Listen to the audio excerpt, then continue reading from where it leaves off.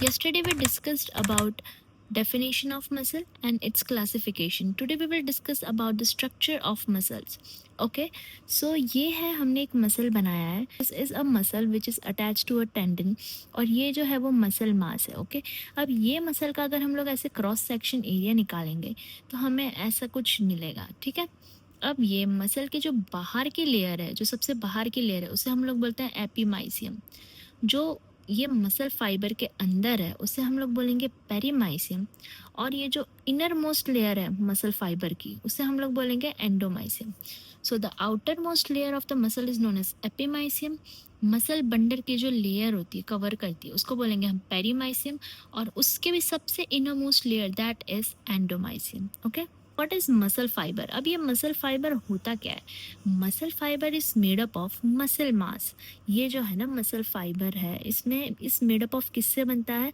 अगर इसे हम लोग मसल मास को कट करेंगे तो हमें ऐसे मसल फाइबर्स मिलेंगे. बट देयर आर, हमारी बॉडी में न्यूमरस मसल फाइबर्स हैं. ठीक है, सो वो किससे बनते हैं muscle fibre? So, muscle fiber consist of muscle mass in which there are large number of muscle cells जिसको हम लोग मायोसाइट्स भी बोलते हैं. Muscle cells are also known as myofibrils और मसल फाइबर्स.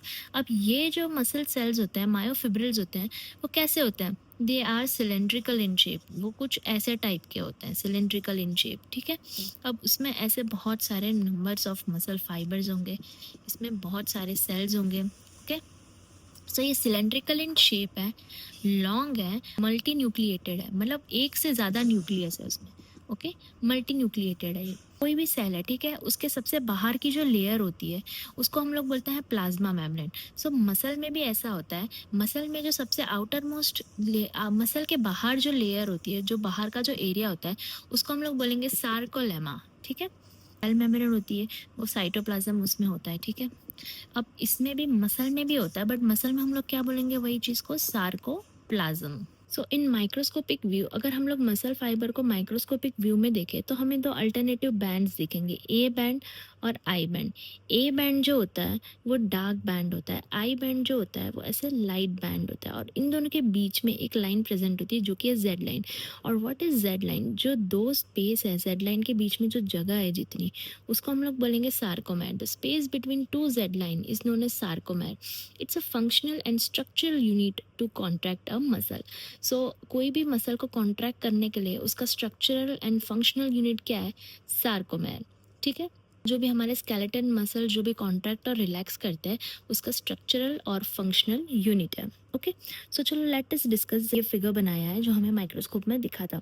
तो हमें माइक्रोस्कोप में दो जेड लाइन दिखे हैं. ठीक है, अब ये जो दो जेड लाइंस हैं उसके बीच में जो स्पेस है उसको हम लोग बोलते हैं सार्कोमेर. ये हमने बात कर ली. ठीक है, जो स्ट्रक्चरल एंड फंक्शनल यूनिट है कॉन्ट्रैक्शन के लिए.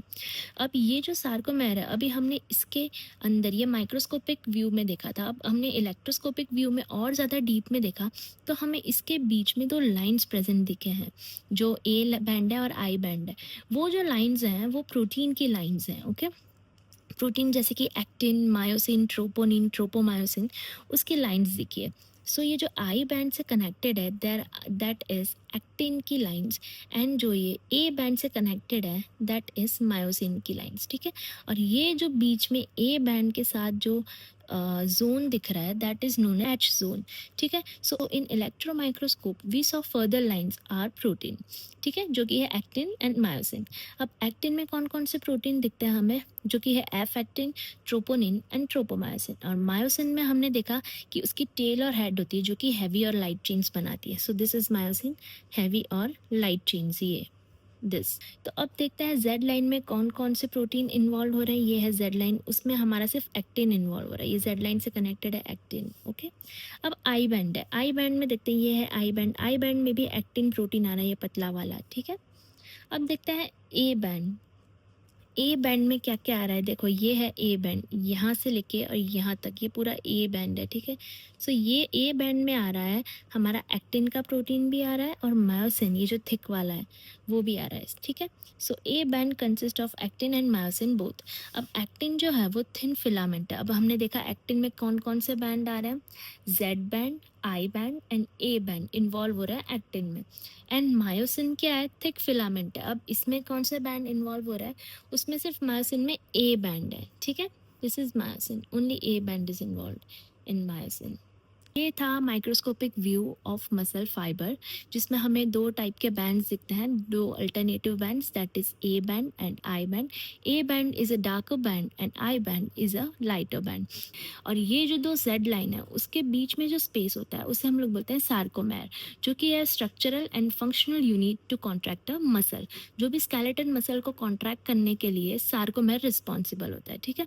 और इसको हम लोग फर्दर इलेक्ट्रो माइक्रोस्कोप में देखेंगे तो हमें फर्दर लाइंस दिखेंगी जो कि है प्रोटीन की लाइंस, एक्टिन और मायोसिन की। अब इन दोनों जेड लाइंस के बीच में आता है मायोफिलामेंट्स, मतलब मसल के जो फिलामेंट्स हैं वो, ठीक है। सो या that was the microscopic and electro microscopic view of a muscle fibre. तो अब बात आती है मायोफिलामेंट्स की। तो मायोफिलामेंट्स क्या, मायो मतलब मसल, और मसल में जो फिलामेंट्स होते हैं उसको बोलते हैं हम लोग मायोफिलामेंट्स। तो मायोफिलामेंट जो होते हैं उनकी साइड्स में क्या होता है, एक सार्कोट्यूबुलर सिस्टम होता है। जैसे कि हमने देखा कि दिस इज मसल, ये एक्टिन मायोसिन फिलामेंट्स हैं। अब इसके जो साइड पे सबसे लास्ट जो एरिया होता है ना, यहाँ पे होता है सार्कोट्यूबुलर सिस्टम। एक ट्यूबुलर सिस्टम होता है जहाँ पे दो टाइप के ट्यूब्स दिखते हैं हमें, जो कि है T tubules and L tubules. T tubules are known as transverse tubules, जो कि नैरो होते हैं और ओपन होते हैं। देखिए ये टी ट्यूब्यूल्स, ये यहाँ से नैरो हैं और ओपन है। और दूसरे हैं एल ट्यूब्यूल्स, जिसको बोलते हैं हम लोग सार्कोप्लाज्मिक रेटिकुलम, जो ओपन नहीं होता है।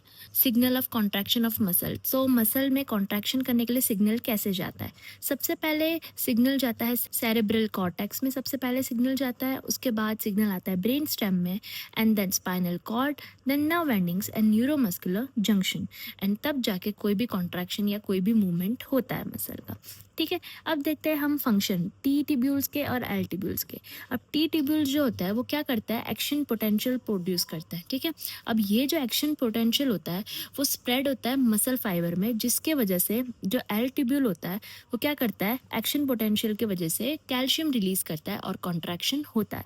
So T and L both tubules plays an important role in contraction of muscle. बात की जाए मसल के फिजियोलॉजी की, तो मसल कंसिस्ट ऑफ, जैसे कि हमने पहले ही बोला था कि मसल्स में numerous bundles of muscle fibres होते हैं।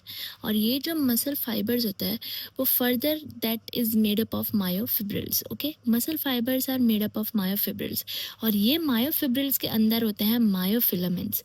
और ये जो मायोफिलामेंट्स होते हैं it consist of 4 contractile proteins. ये मायोफिलामेंट्स में जैसे हमने बात किया था, एक्टिन एंड मायोसिन, ए और I band, thick and thin bands होते हैं, और ट्रोपोनिन एंड ट्रोपोमायोसिन फर्दर होते हैं, ठीक है। तो इसमें हमने डिस्कस किया मसल का डेफिनेशन, उसका क्लासिफिकेशन, अभी हमने फिजियोलॉजी देख ली, फिर स्ट्रक्चर ऑफ मसल और मसल फाइबर्स देख लिया, मसल फाइबर का microscopic and electro microscopic view देख लिया, एक्टिन मायोसिन प्रोटीन और सार्कोमेर क्या होता है वो देख लिया, मायोफिलामेंट्स देख लिए, हमने डिस्कस कर लिए, सार्कोट्यूबुलर सिस्टम डिस्कस कर लिया, टी और एल ट्यूब्यूल्स डिस्कस कर लिया, और कॉन्ट्रैक्शन ऑफ मसल्स कैसे होता है वो भी हमने देख लिया।